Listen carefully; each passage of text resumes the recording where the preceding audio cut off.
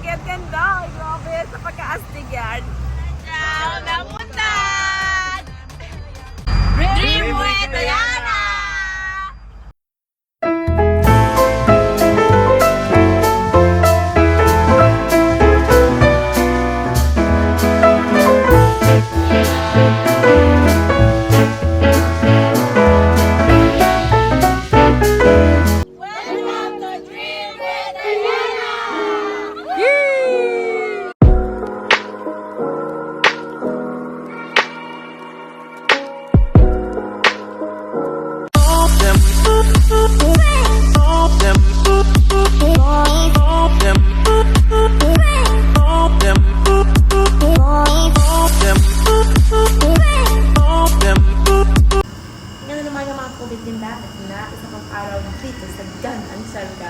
At saka nagre-red ako, ito, para kailangan ko bumili ng kape para sa umaga. Yung time check na yun, 8 a.m. Kasi nga ako 1 hour ago, pero tamad lang sa kama. At saka after magkape, kailangan ko maghugas ng damit. Kaya nga, nagre-red ako. Ito na mga damit ko dito. At saka nabili ko to kagabi. So, tara, sama kayo. So, ito na. Dito ako magstay sa Centro Suites Hotel. Ito na yung street view. So, grabe na pagkaganda. Ganda ng umaga!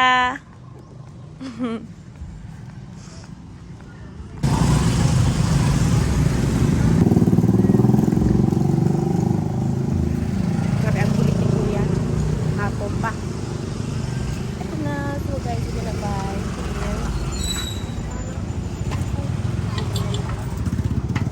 Hi! Good morning!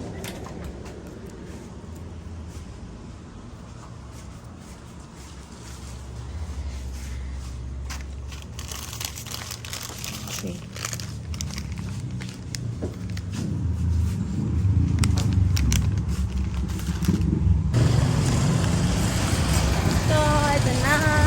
May kape tayo. Tapos dito mga pogi, ganda nagsusumba kami ni Lola, ang ari ng hotel natin. Grabe, super saya kasama niya, promise. Yung kapatid ko, siya nagbibigay sa akin. Hindi ko malaman yun eh. Pero super saya ako dyan. Lola, pagpanurin mo yun, namiss kita po. So mga pogi, ganda, ito na yung time para sa maglalaba. Grabe, ito, di ba nag-practice ako last year sa Quezon Province. So, ngayon, ako na mag-isa gagawin ko yan. So, 9 pesos lang.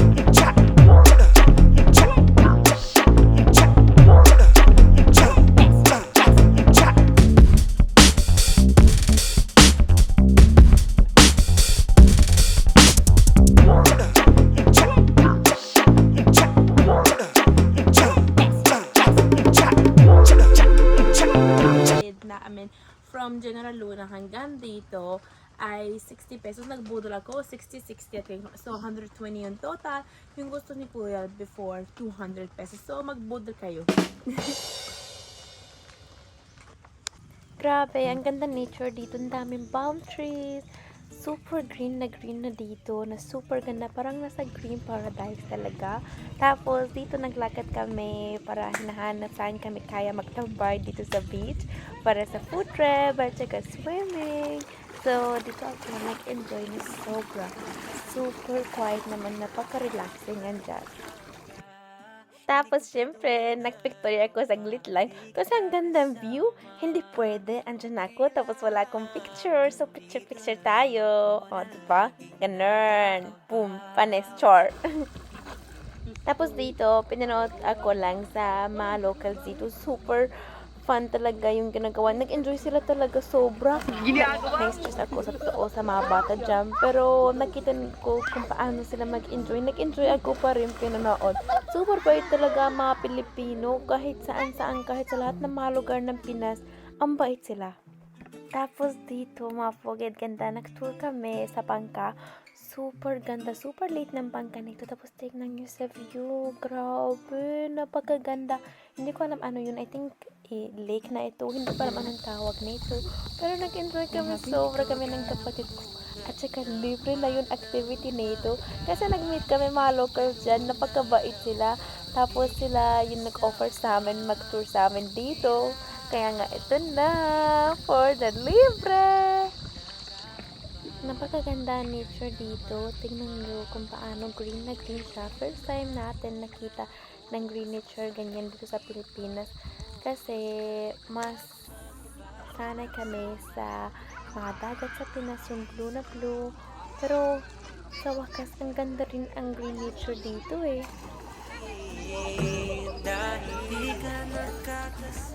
At ito na yung pamilya, yung nagsampay kami kasama. Super bait sila. Gusto ko pasalamat ako ulit dito sa kanila kung pinanood sila sa vlog nito. Nag-enjoy ako sobra kasama nila. Maraming salamat po. Bago mag-sunset, bumalik kami ng kapatid ko sa hotel kasi medyo malayo ang General Luna, 30 minutes away. So, mas mabuti kung balik kami sa hotel bago maging madilim.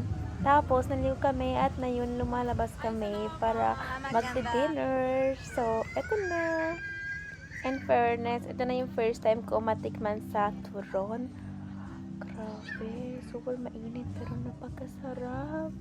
Tingnan niyo sa tsura ko. Oh, sarap, che.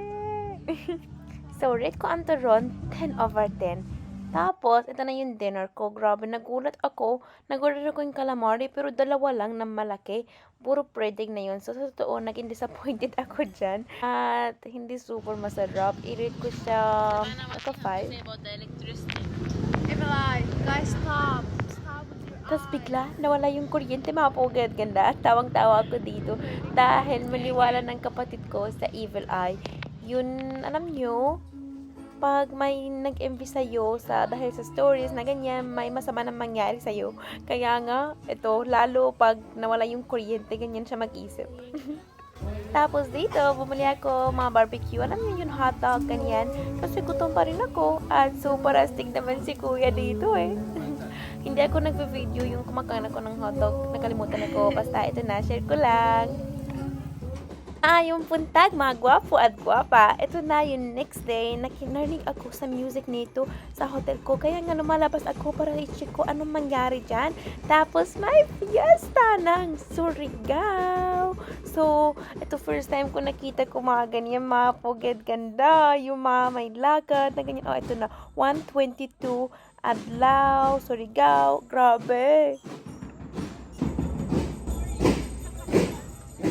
Eto, nag-hi si kuya sa akin. So, nag-hi na rin ako. Grabe. Napagkabait ng mga tao dyan. Nag-enjoy ako sobra. Pinanood sa mga ganyan. Huwag kayo ako i-judge dito eh. Nakabikini ako dahil dapat pupunta ako sa beach. Pero narinig ako sa music. Kaya nga lumalabas ako na mabilis para makita anong mangyari. Hindi ko alam na may fiesta naman eh. Tapos bulaga na ride ako sa fire truck. Oh my God, hindi ko na-expect yung first time ko sa buhay ko. Hi po! Sa lady firefighter.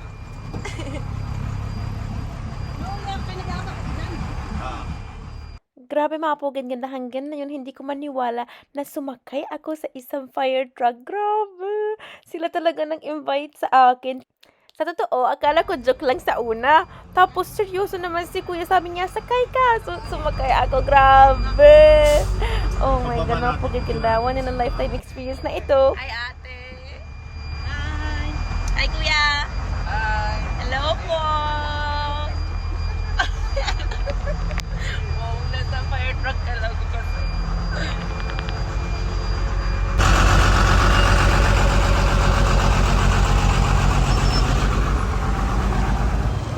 I was riding here, mga pugad. Ganda! Grabe, sa pagka-astig yan.